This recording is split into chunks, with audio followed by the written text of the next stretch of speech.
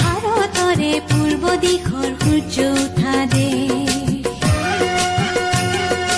অসমীয়াই ৰূপহী গুণৰো নাই শেষ। ভাৰতৰে পূৰ্ব দিশৰ সূৰ্য উঠা দেশ।